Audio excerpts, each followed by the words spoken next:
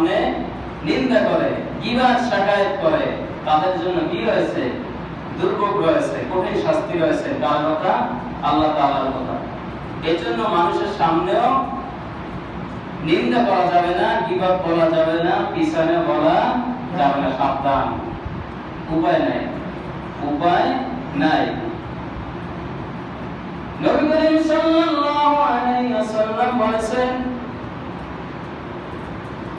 কবিরা গুনাহ আল্লাহ তাআলা maaf করে দিবেন, কিন্তু এমন একটি অপরাধ রয়েছে, গুনাহ রয়েছে, যে ব্যক্তি মানুষের সামনে এবং পিছনে সমালোচনা করে, তাকে আল্লাহ তাআলা কখনোই ক্ষমা করবেন না। যিনি কবিরা গুনাহ করে আল্লাহ তাআলার দরবারে যদি মাপ চায়, তওবা করে যদি মাপ চায়, আল্লাহ তাআলা ক্ষমা করে দেন। কিন্তু যিনি মানুষের সামনে এবং পিছনে নিন্দা করে, সমালোচনা করে, আল্লাহ তাআলা তাকে ক্ষমা করবেন না। ততক্ষণ না পর্যন্ত ক্ষমা করবেন না যতক্ষণ না পর্যন্ত ভাইয়ের কাছে ক্ষমা না চায়, ওই ব্যক্তি তাকে ক্ষমা করে না দেয়। নাউযুবিল্লাহি মিন যালিক। আমরা কি সমালোচনা করব? আমরা কি সমালোচনা করব? সমালোচনাকারী থেকে আল্লাহ আমাদেরকে হেফাজত করে, সকল বলি আমিন।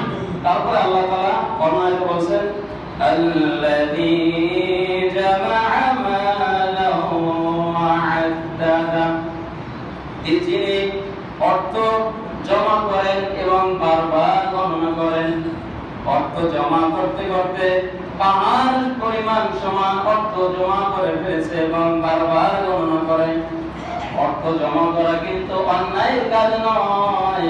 অন্যায়ের কাজ তখন হবে যখন এই অর্থের এতিমের হক যখন আদায় না করবে, মিসকিনের হক যখন আদায় না করবে, যাকাত যখন আদায় না করবে, তখনই হলো অপরাধ। অর্থ জমা করাটা কিন্তু অপরাধ নয়। অপরাধ করা তখনই যখন আপনি সম্পদ জমা করবেন, বারবার গণনা করবেন, মিসকিনের হক আদায় করবেন না, এতিমের হক আদায় করবেন না, আত্মীয় স্বজনের হক আদায় করবেন না, ভাইয়ের হক আদায় করবেন না, বোনের হক আদায় করবেন না, তখনই আযাব রয়েছে। তারপর আল্লাহ তাআলা বলেন, ইয়াহসাবু আন্না মালাহু আখলাদা, সে মনে করে এই ধন সম্পদ তাকে চিরস্থায়ী করে রাখবে, চিরকাল বাঁচিয়ে রাখবে। কে মনে করে? যে ধন সম্পদ জমা করেন এবং বারবার গণনা করেন, তিনি মনে করেন এই সম্পদ তাকে চিরস্থায়ী, চিরকাল বাঁচিয়ে রাখবে। কে মনে করেন? মানে ধন সম্পদ এমন পরিমাণে বানাইছে, মনে করে তার মৃত্যু হবে না, এই ধন সম্পদ তাকে চিরস্থায়ী করে রাখবে, চিরস্থায়ী বাঁচিয়ে রাখবে। এই উত্তরটা আল্লাহ দিয়ে দিয়েছেন। যে ভাবেন এই সম্পদ তাকে চিরস্থায়ী করে রাখবে, চিরস্থায়ী বাঁচিয়ে রাখবে, এই ক্ষমতা তাকে চিরস্থায়ী করে রাখবে, ক্ষমতার ঠেলায় মুখে যা আসে সেটাই করে। ওনার ক্ষমতা আছে, যেভাবে মন চায় সেভাবে উনি চলতেছে, মানুষের সেভাবেই ক্ষতি করতেছে। ক্ষমতা আছে, কিন্তু আমি আজকে যদি মারা যাই, কাল 2 দিন মরার সাথে সাথে ক্ষমতা শেষ। মরার সাথে সাথে কি ক্ষমতা শেষ? তারপর আল্লাহ তাআলা বলেন, কাল্লা লা ইউমবাদান্না ফিল হুতামা, কখনো নয়, কাল্লা কখনো নয়, অবশ্যই তুমি নিক্ষিপ্ত হবে কোথায়? হুতামায়। হুতামা একটি জাহান্নামের নাম, জাহান্নামের নাম। অবশ্যই তুমি নিক্ষিপ্ত হবে কোথায়? হুতামায়। তারপর আল্লাহ তাআলা আবার কি বলছেন? আপনি কোরআন যদি পড়েন, কোরআন যদি ঘাটাঘাটি করেন, দেখবেন যে কোরআনের মধ্যে কত স্বাদ, কত মজা। আমরা জানি না, পড়ি না, যা মন চায় ওয়াজের মঞ্চে উঠে পড়ি, কিন্তু কোরআন আমরা চোখে দেখি নাই। কোরআনটাই হলো আমাদের জন্য ওয়াজ, কোরআনটাই হলো আমাদের জন্য হেদায়েতের একমাত্র কিতাব। হলো কি? আল কোরআন। আর কিছু দরকার আছে নি? আর কিছু দরকার আছে নি?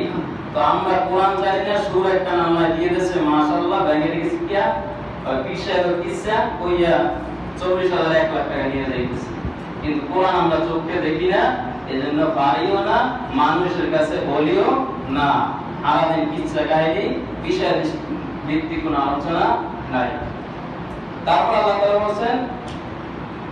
কোথায় নিক্ষিপ্ত হবে? হুতামায়। তারপর আল্লাহ তাআলা বলেন ওয়া মা আদরাকা মাল হুতামা, প্রশ্নবোধক চিহ্ন দিয়ে দিয়েছেন। তুমি কি জানো হুতামা কি? আল্লাহ যদি বলতেন কাল্লা লায়ামবাদান্না ফিল হুতামা, অবশ্যই নিক্ষিপ্ত হবে হুতামায়, এতটুকু বলে যে ক্ষান্ত হতো আমরা কিছু বুঝতাম। কিন্তু আল্লাহ তাআলা দেখেন কোন কিছু বাকি রাখেন নাই। কি বলছেন? ওয়া মা আদরাকা মাল হুতামা, তুমি অবশ্যই নিক্ষিপ্ত হবে হুতামায়। ওয়া মা আদরাকা মাল হুতামা নারুল্লাহিল মুকাদা। এর আগের আয়াতে আল্লাহ তাআলা বলেন তুমি কি জানো হুতামা কি? নারুল্লাহিল মুকাদা, এটা আল্লাহ তাআলার প্রজ্বলিত অগ্নি। নারুল্লাহিল মুকাদা, এটা আল্লাহ তাআলা কি? প্রজ্বলিত অগ্নি। তাফসীরের মধ্যে আছে যে এই জাহান্নামের আগুন 70 ভাগ থেকে 1 ভাগ এই দুনিয়াতে মানুষের জন্য পাঠিয়ে দিয়েছেন। কয় ভাগ? 1 ভাগ। কিন্তু এই 1 ভাগের তাপই তো আমরা সহ্য করতে পারি না। ফ্যান লাগে, এসি লাগে, আপনি 2 সেকেন্ড আগুনের ভিতরে রাখতে পারবেন, আঙ্গুল পুড়ে যাইব। এই তাপমাত্রা আমরা সহ্য করতে পারি না।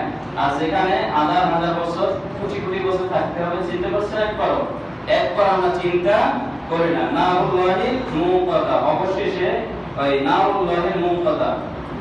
তারপর আল্লাহ তাআলা কি বলেন? আল্লাতী তাত্তালিউ আলাল আফইদা, যা হৃদয়কে বিরস করে ফেলবে, হৃদয় পর্যন্ত পৌঁছে যাবে। দুনিয়ার আগুন, তাফসীরের কারক ব্যাখ্যায় বলেছেন দুনিয়ার আগুন মানুষকে কি করে দেয়? শেষ করে দেয়, নিঃশেষ করে দেয়। কিন্তু জাহান্নামের আগুন মানুষ শেষ হবে না, অন্তর হৃদয় পুরো ছাই হয়ে যাবে, কিন্তু মানুষ মরবে না। ওখানে কিন্তু মৃত্যু নাই। ওখানে মৃত্যু আছে? নাই। কি বলছেন? যা হৃদয় পর্যন্ত পৌঁছে যাবে। আল্লাতী তাত্তালিউ আলাল আফইদা, যা হৃদয় পর্যন্ত পৌঁছে যাবে। তারপর আল্লাহ তাআলা বলেন ইন্না আলাইহিম মুকসাদা, সেটা চতুর্দিক থেকে বেষ্টন করে রাখা হবে। আপনি এদিকে যেতে পারবেন না, এদিকে যেতে পারবেন না, এদিকে যেতে পারবেন না, যার উপায় নাই। দুনিয়ার ঘরের মধ্যে যদি আগুন লাগে, একদিক থেকে একদিক বের হওয়ার জন্য চেষ্টা করে আপনি সফল অর্জন করতে পারবেন, কিন্তু জাহান্নামের আগুন সুযোগ নাই। তারপর আল্লাহ তাআলা বলেন ফি আমাদিম মুমাদ্দাদা, লম্বা লম্বা খুঁটিতে তাদেরকে বেঁধে দেওয়া হবে। তাদেরকে নাউযুবিল্লাহি মিন যালিক, এই লম্বা লম্বা খুঁটিতে তাদেরকে কি করা হবে? বেঁধে দেওয়া হবে। উপায় নাই। এর জন্য আসুন আমরা এই সংক্ষিপ্ত সময়ের মধ্যে যে সমস্ত কথা বলছি, সর্বপ্রথম আমি আমল করার তৌফিক দান করেন এবং আপনারা যেন এর উপরে আমল করতে পারি। আল্লাহ তাআলা আমাদের সকলকে তৌফিক দান করেন। সকলকে আমিন।